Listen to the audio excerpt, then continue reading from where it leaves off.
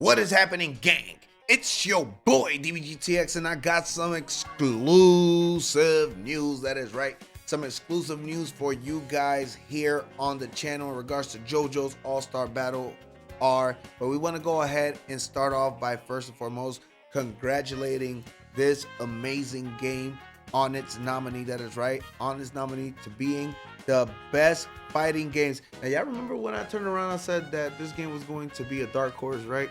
This is exactly what I meant in that regards.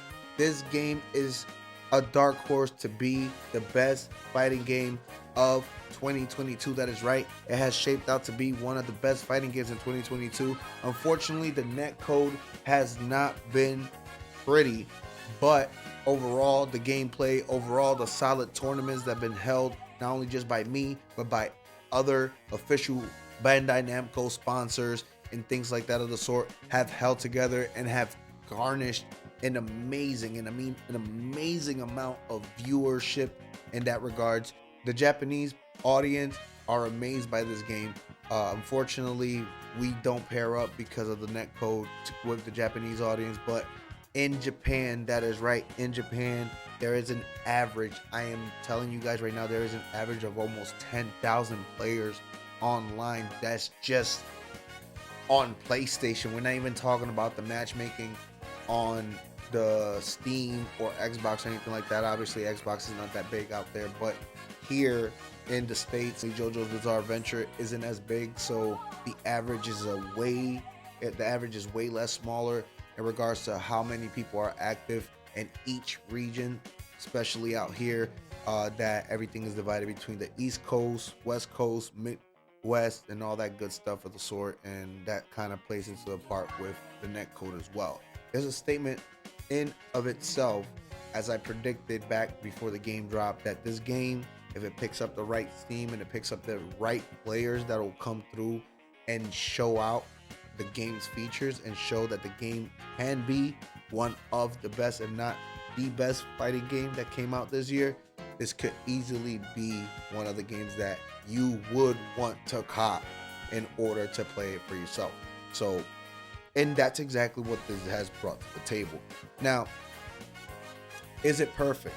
There are some imperfections. There are things like, for example, the internet quality, the net code, the transmitting situation that you get there, playing on the PlayStation 5 versus playing on the PlayStation 4, those little tidbits. But playing solely offline, playing tournament modes, playing versus, doing things like that when you have someone with a very good net code. And no, it doesn't have to be locally. I've played people in Europe that have essentially good net code and it would play well.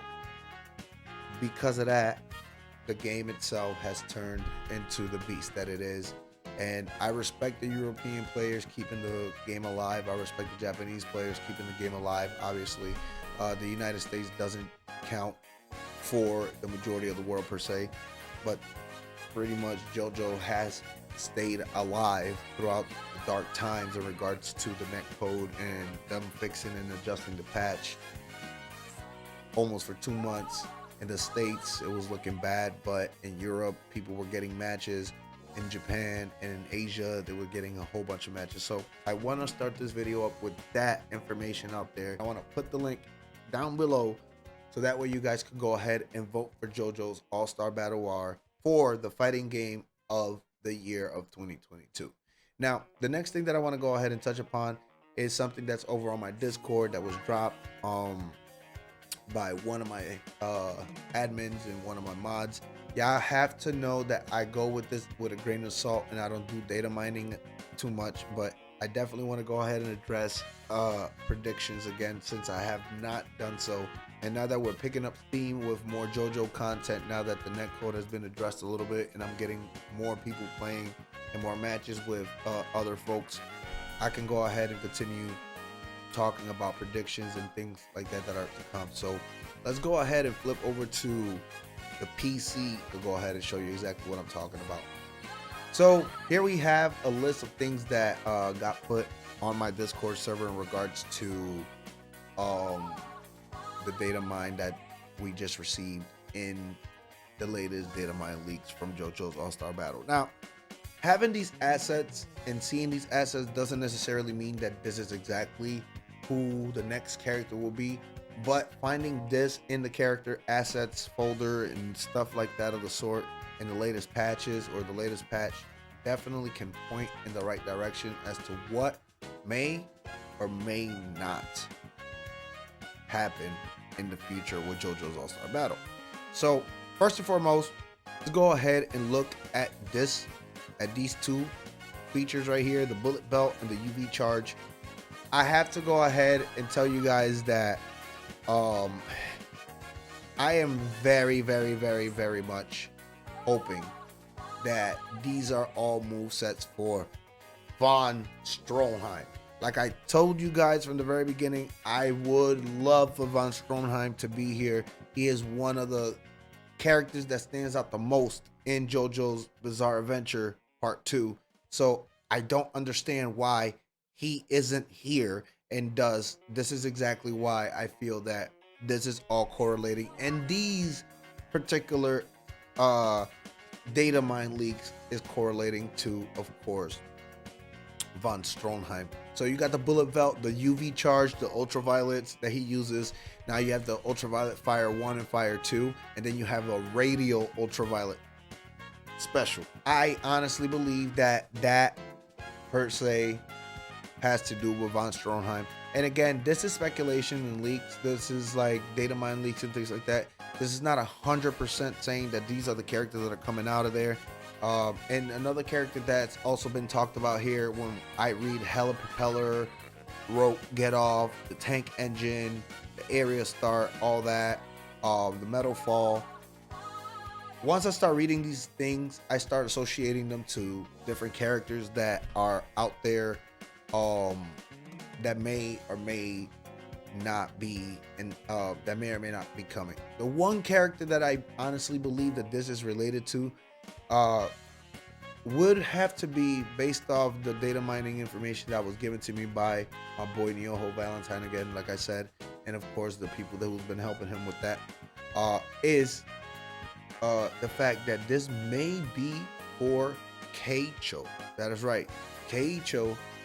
He is Okuyasu's brother, and I believe he has this thing called Bad Company, if I'm correct.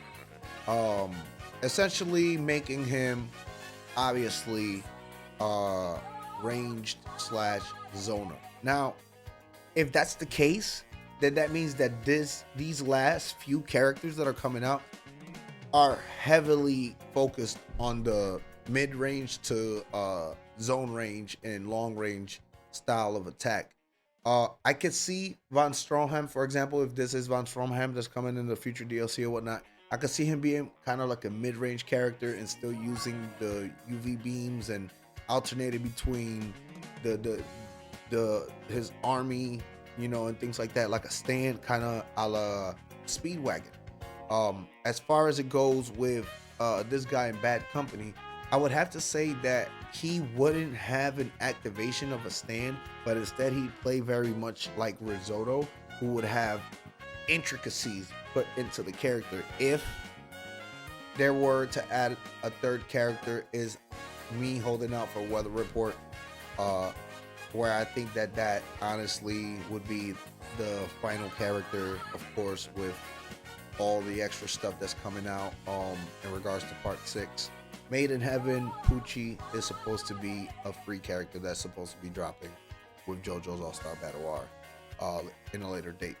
The same way I think could possibly be for Weather Report and other characters that are not that important and that people wouldn't pay that much money for or would pay money for. The reason I believe that is, and I'll take this off of the screen right now, is because the DLC itself by themselves are $5. Average generally between $9.99, and JoJo's All-Star Battle characters are dropping at $5. So that means that they're already cutting on the price. That's, you know, a testament as to how many people are playing the game, how many people they think that will be willing to buy the separate DLCs at that price, so on and so forth. The difference between getting the season pass before and getting the deluxe edition and whatnot is that you got all those additional costumes that first came out with the game on the pre-order. That's the major difference. Honestly, I think that this information can be taken one way or another. I truly believe that if these are the characters that do come out, then I'll be happy in a way because I've been wanting Stroheim here since the very beginning. But in regards to Keicho, I think that that's again one of those characters that nobody cares about. But when the character drops, they're going to go ahead and play him and feel that he is definitely worth playing. If they do not drop him and they drop somebody else in that regards, and this is just a Datamine league and he's an asset for the stage or something like that, I'll be happy for that too. The final character, it being Weather Report, it's pretty much what we come to think of, but at the same time, I want you guys to think about what I said in the middle of the video. If they give us Weather Report as a free character, do you guys think that that will be the most ideal way to keep the people interested in playing the game, especially for those who are still kind of half and half on that? I think that that's going to be a determining fact. Now, we will get an announcement for the new DLC. I promise you guys, by the time they announce the best fighting game of the year. So if JoJo's All-Star Battle R wins it, it's a guarantee that they are announcing another. The guarantee that they are announcing another DLC right there on the spot, obviously, to continue the hype.